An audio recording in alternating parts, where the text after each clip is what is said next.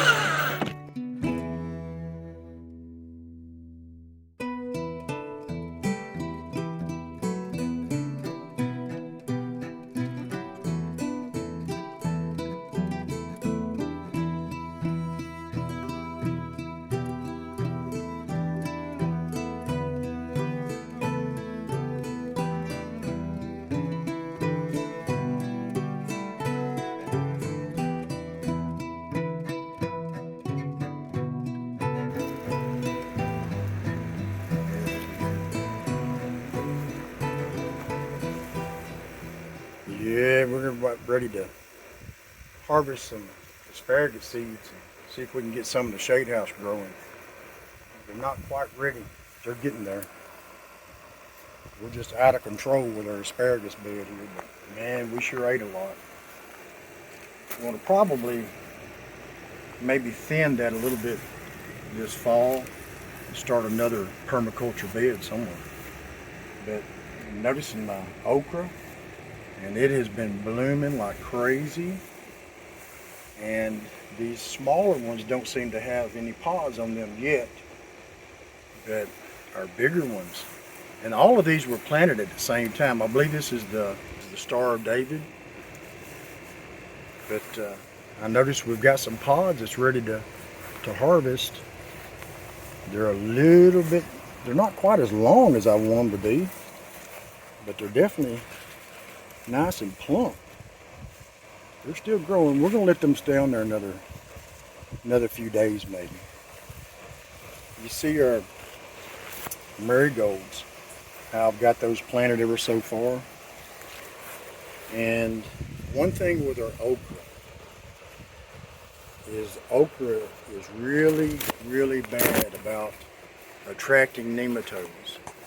Now you have good nematodes and you have bad nematodes. But the okra is really bad about attracting the bad nematodes. So the marigolds are to offset the bad nematodes. There's two theories on the marigolds that I have discovered. The scientists talk about the roots themselves. When the nematodes attach themselves to the marigold roots, then when they absorb what is in those roots, it changes their reproductive system, and they're not able to reproduce like they normally would. And the other theory is that the roots, as they grow out into the soil, it has a chemical release that the nematodes don't like, and so they stay away from it. So anyway, either way, as long as either one of those are beneficial, I'm good with that. And another thing for the nematodes, there will be a lot of extra bad nematodes in the soil once I harvest and pull up all this okra. And one thing you don't want to do is you don't want to come back with tomatoes, cucumbers. There's a few different varieties that are susceptible to the bad nematodes. So this bed won't have tomatoes or cucumbers in it. So we'll always have to keep rotating to keep in mind about the nematodes. But we'll also continue to plant the marigolds ever so often to counter that balance. So we'll see. But yeah, the okra is really doing good. This is the second planting. I had the onions here, and so this is a fall planting for okra, and it's really coming on and starting to produce some pods now. So yeah, we're ready to start harvesting some okra. And it's a little thick. I could probably thin it out a little bit. We need one good plant every foot, and it's a little bit thicker than that. But I'm gonna get in here and start pruning. Anything that's going to be below where a pod's going to be, I'm going to come in here and start pruning all that out and open that up. And one of the reasons is I have beetroots, I have chard, and I have mesclun planted in this front side of this, and so I've got to open this up so it can get more sunshine, because our chard is coming up, but it's not doing a whole lot. It's getting shaded out. But if we can get it to come up before I start pruning all these leaves, it should be fine for a harvest maybe later on in October, November. But let's go over to the tomatoes and take a look at what we've done. And you've heard me talk about how I sucker the tomatoes. So now I'm going to show you how you sucker the tomatoes. And I leave them in water in a jar overnight, and then I plant them. But let's take a look at the success on some of the suckers.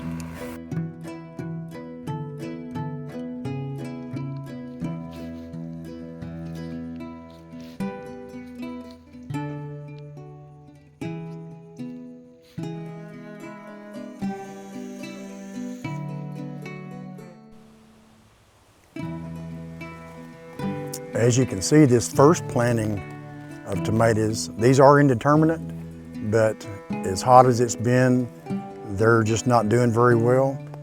But I'm going to tell you what we do. You've seen me in the other videos talk about how I remove the suckers, especially when I'm going to put them on the tomato clips. But also, I have about, I don't know, 3 weeks ago, I saved some of the suckers. And I clipped them a little bit, take a little bit of that foliage off. I put that in water overnight, and then I stuck that in one of my trays and let it start rooting. And then I planted what I call a succession planting of the tomatoes. Now this is one, it's got tomatoes coming on, and this is another plant. They're getting outside of my basket. I got to get back on top of that. And so here's a couple more that I did, and they're putting on pretty good tomatoes and lots of blooms. One thing I've noticed, I've had some tomato hornworms, but none of the tomato hornworms have been on these new plants. And so I'm keeping on top of that as well. But this is a result of just cutting those suckers and letting them root and then replanting them. And now I'm gonna have good tomatoes, should have all the way to frost. These are still putting on, but they're not very big because they're all the way growed out. So these should make some better tomatoes. Let's go look at our green beans.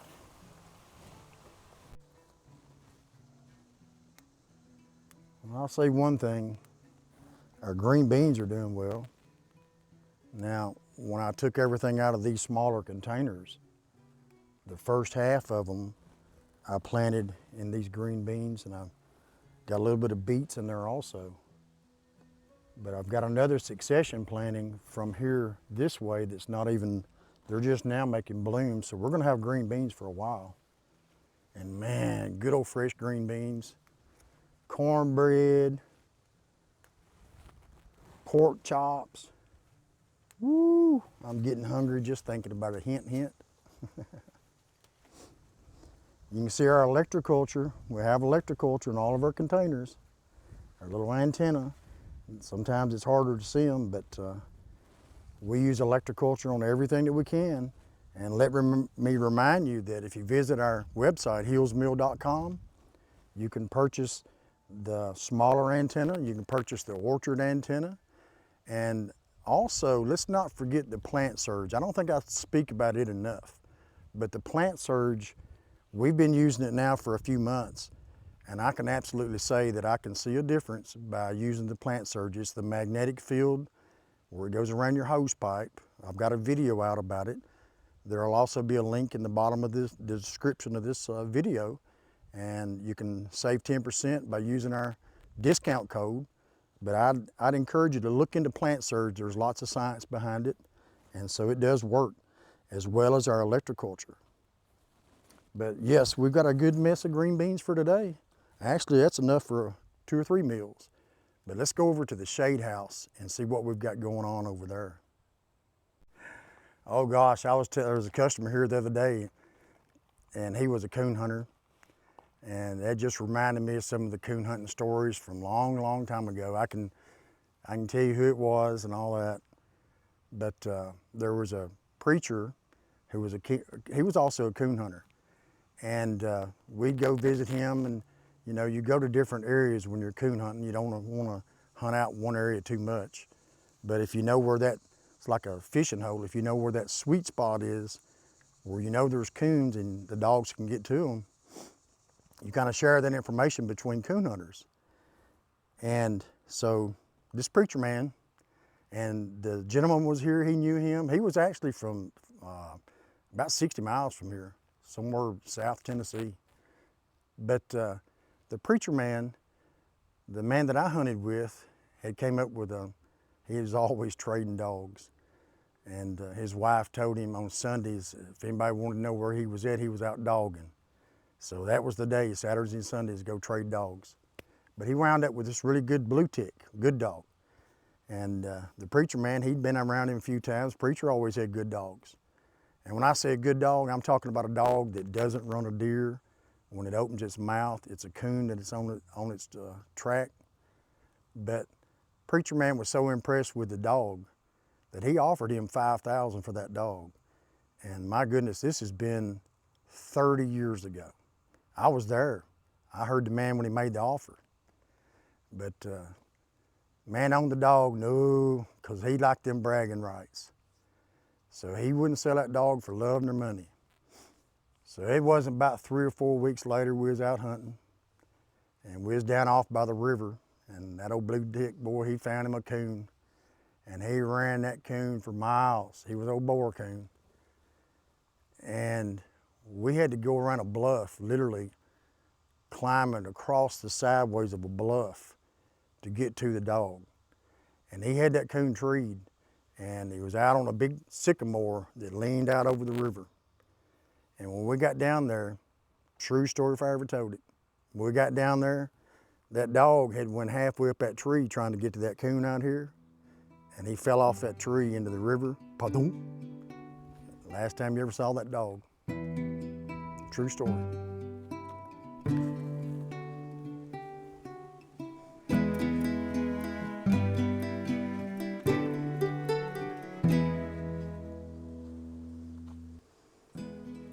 Well, welcome back to an update on our shade house. And as you can see, we've been busy out here potting up everything that we propagated a few months ago. I think we've got that on video, where just about all of this started out as a cutting we propagated and then up potted it. But we've got a lot of arborvitas, ginger, we have raspberries, blackberries, both varieties, lots of extra peppers I potted up just because I had the plants. But this is just an addition to our homestead. And we had the growing room. We like to grow. So now if we're doing a lot of perennials, we can actually grow in the wintertime and do a lot of propagation.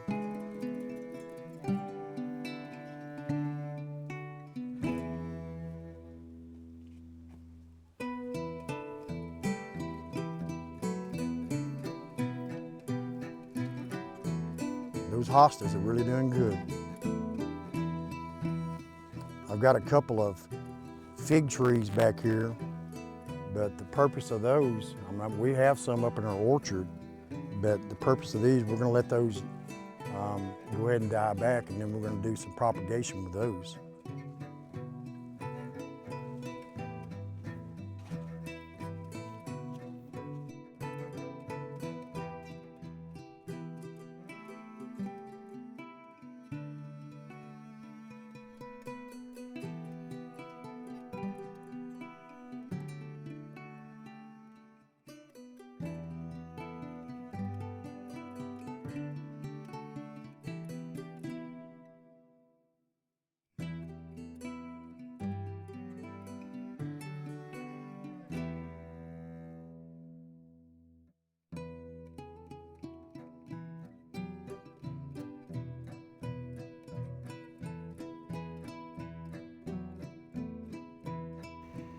But the electroculture also works on that galvanized wire.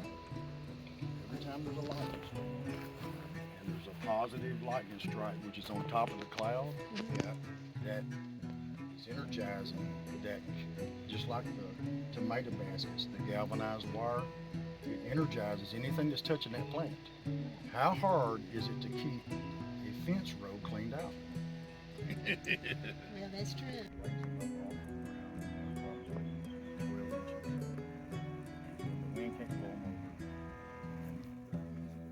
You still got lots of blooms there. Tomato. Oh man, they're good.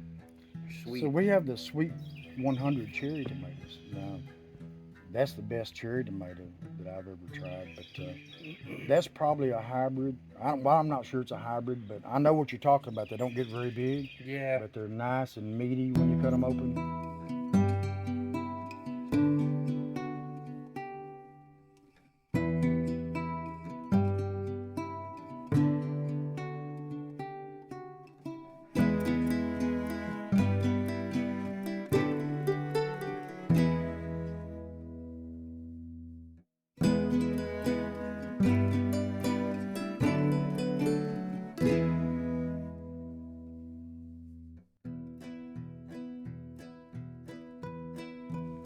So let me tell you about another special guest that came by the mill just not long ago. They had contacted us, and this young country music star he has a song out called Sawmill Man.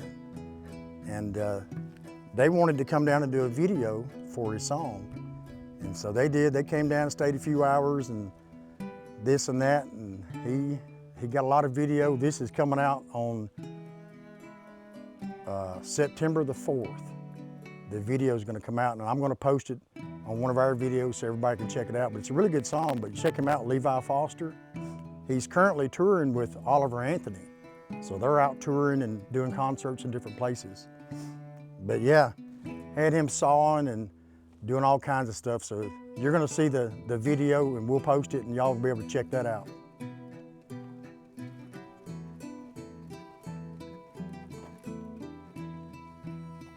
The gourds are out of control.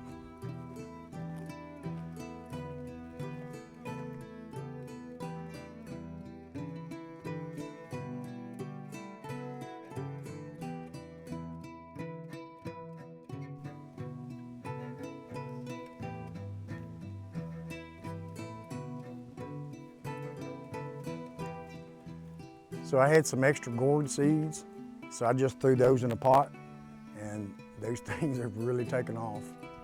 And so that's mostly the smaller ones, but I've got some larger ones. They're not doing as well as the smaller ones. But hey, I like to grow. As long as I've got a place to grow, I'm gonna grow whatever I can.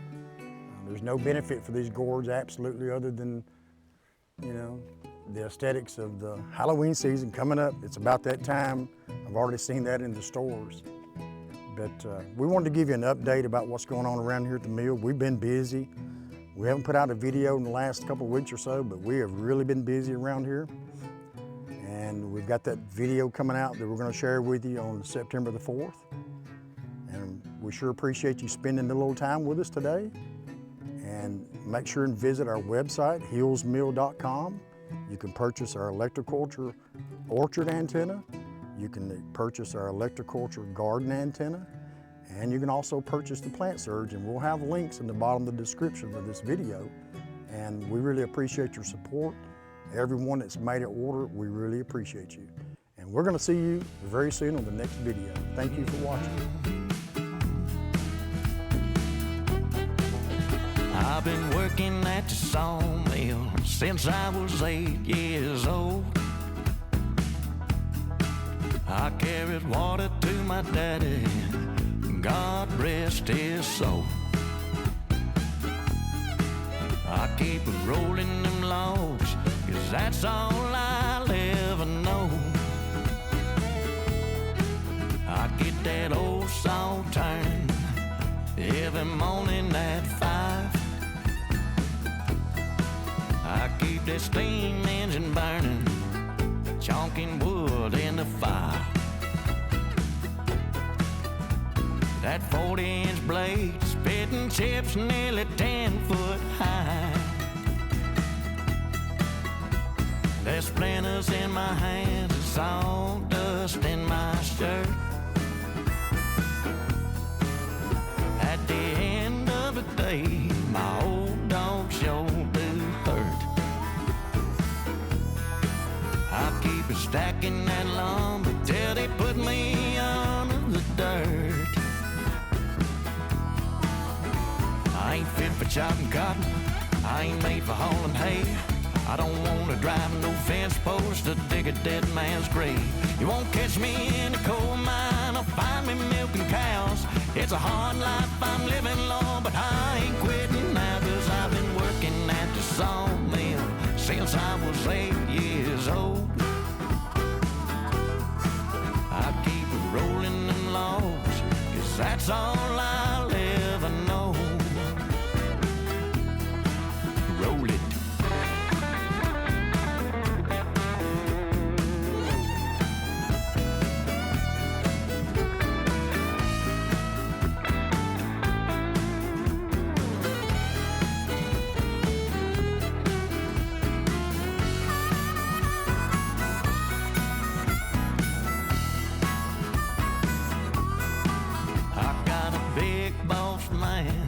I ain't never seen him smile.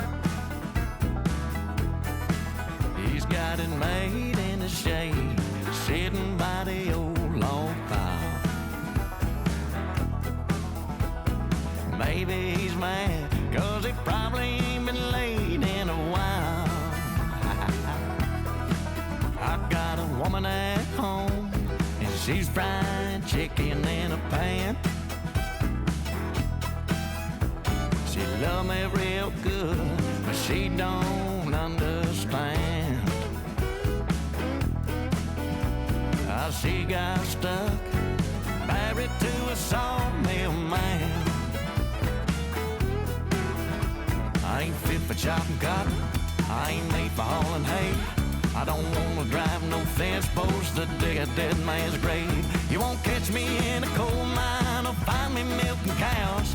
It's a hard life I'm living, Lord, but I ain't quitting now, 'cause I've been working at the sawmill since I was 8 years old.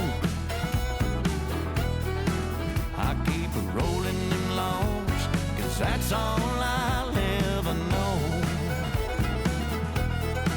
I keep rolling them logs, 'cause that's all